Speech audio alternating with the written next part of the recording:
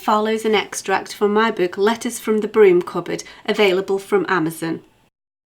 Dear reader, September is a precarious month for all teachers. After the children have enjoyed the relative warmth of the summer holidays, the weather begins to change as they start back to school and are herded back into the classrooms. The heating systems go on at about this time, ready to help the bacteria to incubate successfully. After the children have undergone a sufficient period of contagion, they then come for their piano lesson. This provides optimum conditions for the transferal of the by now robust and healthy bacteria, as we're locked in an enclosed space and forced to sit in close proximity to each other for the next 20 minutes. This should give sufficient time for a successful relocation of the microorganisms. Over the first couple of weeks, one of them is bound to hit the mark. It's a policy of mine to always house a box of tissues next to the piano, but it's rare that anybody is inclined to use them. It's only after earnest prompting that a token one is taken. I introduced Matthew to you some time ago, and he is a prime example of this. How far should I let things go before I intervene? I suppose that at the end of the day, it's his prerogative to coat the length of his sleeve. However, I do draw the line when he begins to smear his hands and fingers, which will next be making contact with my very own piano keyboard. Surely it's better to try and deal with matters at the thin end of the wedge. Would you like a tissue? I think you're defrosting after coming in from the cold, I begin.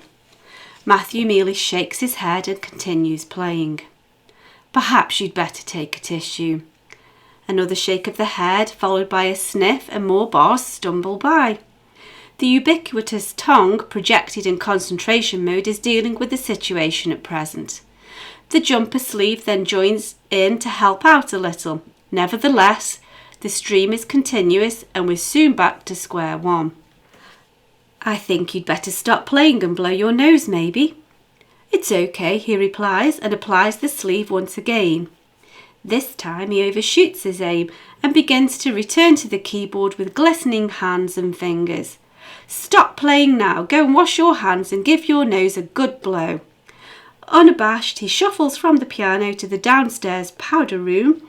Some minutes later he returns significantly drier and showing no signs of embarrassment. Although the situation hits critical mass at the beginning of the academic year, to a degree the situation is a permanent state of being throughout the whole of the calendar. Even the spring and summer months aren't tissue-free. The culprit in most cases here is hay fever, which means that we're also dealing with runny eyes as well as a runny nose. My friend May has been known to keep a stock of antibacterial wipes next to her piano and gives her piano keys a wipe down at regular intervals throughout the evening, finishing with a thorough cleaning session at the end of the night. We may well mock such a rigorous attitude, but she had a very bad experience. I think it has scarred her emotionally, and I believe it's at the root of her germ phobia. When I recall her ordeal, I realise that runny noses are the least of my worries. They say that a problem shared is a problem halved, but in this instance I could be of no help whatsoever. I called on May ready to go out for the evening, and as we walked into her music room, she asked, "Does my music room smell?" "No," I replied. "What have you done?" She sank onto the piano stool and with her head in her hands recounted the events of her traumatic evening.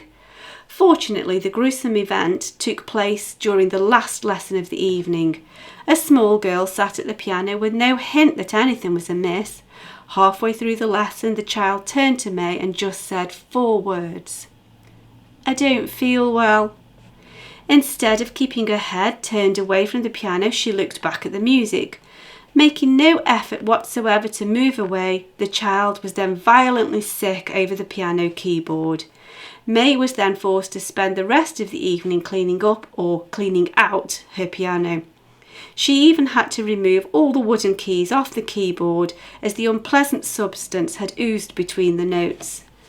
She'd done a sterling job with the disinfectant, and by the time I arrived there was no hint of the earlier trauma. However, she told me that the smell lingered in her nostrils for days. Gratefully yours. For the full collection of letters from the Broom Cupboard, available from Amazon in paperback or as an ebook, follow the links in the cards in the description box or find details on my website at sharonbill.com. Thanks for listening.